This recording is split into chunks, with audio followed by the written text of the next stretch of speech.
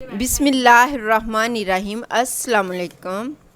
हमारे होंठ जिसे अरबी टर्म में शफ़ातैन कहा जाता है, यहाँ से 4 हरूफ अदा किए जाते हैं। इन चारों हरूफ के 2 आर्टिकुलेशन पॉइंट हैं।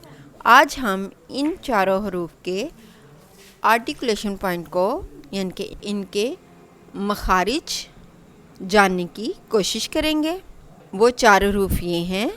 नंबर 1 फ़ा, नंबर 2 बा, नंबर 3 वाव और नंबर 4 क्योंकि ये चारों हरूफ होंठों से अदा होते हैं, इसलिए इन्हें हरूफ़े शफ़विया भी कहा जाता है। पहले हम फ़ा का मखारिज मालूम करने की कोशिश करते। फ़ा हमारे स्नाया उलिया यानी कि ऊपर के सामने वाले 2 दांत जब हमारे नीचे के होंठ के अंदर वाले तर हिस्से पर लगते हैं तो ये हरफ प्रोनाउंस किया जाता है। देखिए, जब हम फ़ा लेटर प्रोनाउंस करेंगे तो हमारे लिप्स की पोजीशन ये होनी चाहिए, यानी कि पूरी तरह बंद नहीं होने चाहिए, ऐसे खुले होने चाहिए। और हमारे जो सामने के 2 दांत है, हमारे स्नाया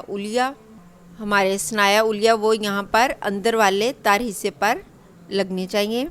तो इससे ये लेटर प्रोनाउंस होता है फ़ा। यहाँ पर देखिए, ये हमारे ऊपर वाले दांत टच हो रहे हैं। ये देखिए, ये होंठ के बाहर का हिस्सा है जो कि खुश्क हिस्सा है, और ये अंदर का हिस्सा है जो कि तर है।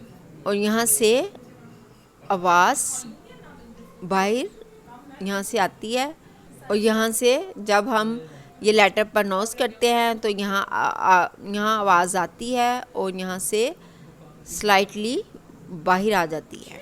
क्योंकि ये बारीक लेटर है, इसलिए हम इसको सॉफ्टली प्रोनाउंस करते हैं।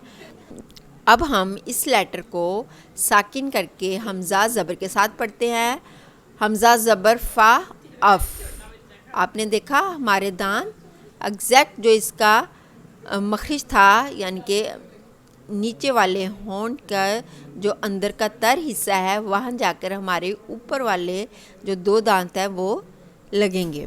अब हम इसको दम्मा, फतह और कसरा के साथ पढ़ते हैं।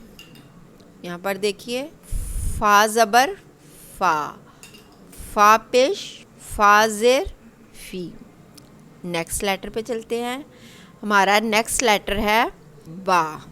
बा का जो मखरिज है, ये होंठों के अंदर वही तर हिस्सा है। यहाँ पर हम फ़ा लेटर को प्रोनाउंस करने के लिए अपने ऊपर वाले 2 दांत टच करते थे, अब वही मखरिज है और वहीं से हमने अपने दोनों होंठों को आपस में मिलाना है, तो बा लेटर प्रोनाउंस होगा। जब हम बा लेटर को प्रोनाउंस करेंगे तो हमारे लिप्स की पोजीशन ये होगी। आगे देखिए, ये देखिए हमारे लिप्स ऐसे आपस में मिले हुए हैं।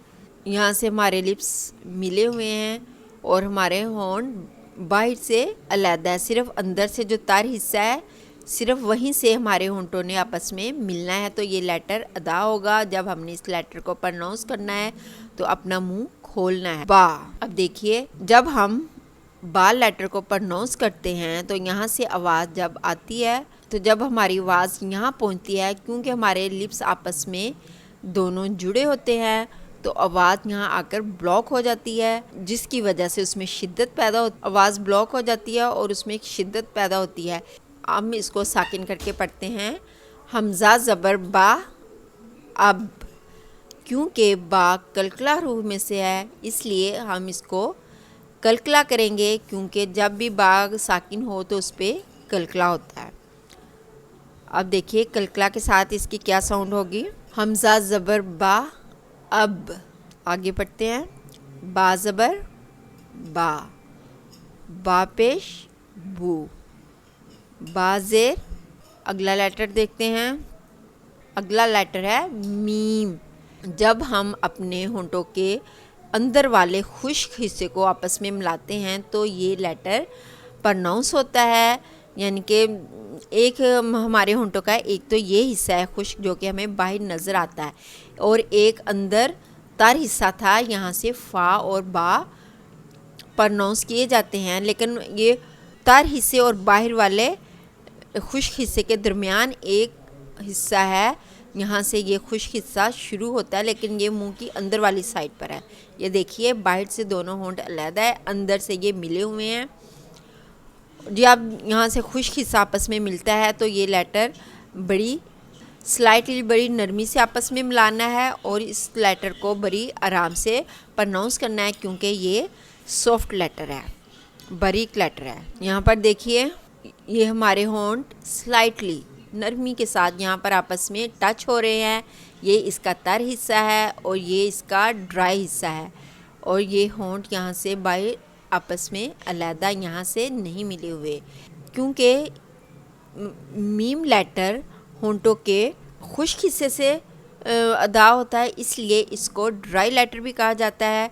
और जब हमारी आवाज़ यहाँ से इधर जाती है हमारे लिप्स की तरफ, और यहाँ पर क्योंकि दोनों होंठ मिले होते हैं तो आवाज़ वापस पलटकर ये हमारे यहाँ से आवाज़ हमारे नोज़ल पैसेज में जाकर नाक के ज़रिए बाहर आ जाती है। ये देखिए यहाँ पर जब हमारी आवाज़ यहाँ से वापस पलटती है हमारे नोज़ल पैसेज की तरफ, तो यहाँ पर आवाज़ गूंजती है और यहाँ से नाक से होती हुई ये बाहर आ जाती है। क्योंकि यहाँ पर होंठ मिले होते हैं, आवाज़ को बाहर जाने का रास्ता नहीं मिलता, यहाँ से आवाज़ ब्लॉक होती है, इसलिए जब हम मीम लेटर प्रोनाउंस करते हैं तो हमें उसकी आवाज़ अपने नाक में भी, अपने नोज़ल पैसेज में भी सुनाई देती है। अब हम इसको फतह कसरा और दम्मा के साथ पढ़ते हैं। मीम ज़बर माँ, मीम पेश मुँह, मीम ज़ेर। नेक्स्ट लेटर पे चलते हैं। नेक्स्ट लेटर है वाव।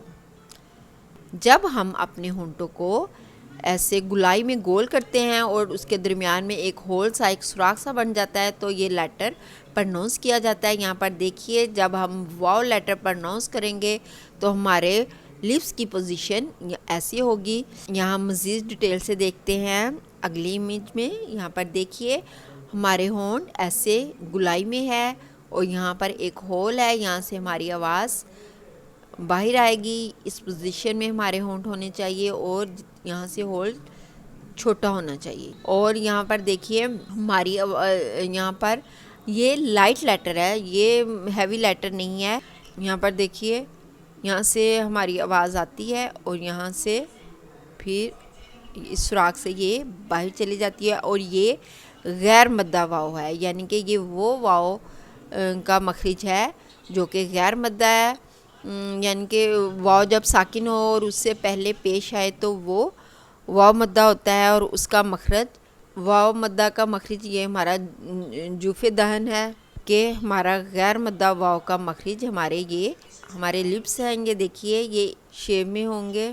और अब देखिए हम इसको साकिन करके प्रोनाउंस करते हैं। हमज़ा ज़बर वाव औ, क्योंकि जब वाव साकिन से पहले ज़बर आ जाए तो वो वाव लीन हो जाता है, यानी कि हमने उसको बड़ी सॉफ्टली, बड़ी नरमी से प्रोनाउंस करना होता है। तो अब हम वाव को बड़ी सॉफ्टली से प्रोनाउंस करेंगे क्योंकि ये वाव लीन है। हमज़ा ज़बर वाव औ, वाव ज़बर वा, वाव पेश वू, वाव ज़ेर। चारों हरूफ के मखारिज समझ में आगे होंगे, बहुत आसान है चारों लेटर को प्रोनाउंस करना। इंशाल्लाह ताला अगले लेक्चर में लेटर के साथ हाज़िर होंगी। अल्लाह हाफिज़।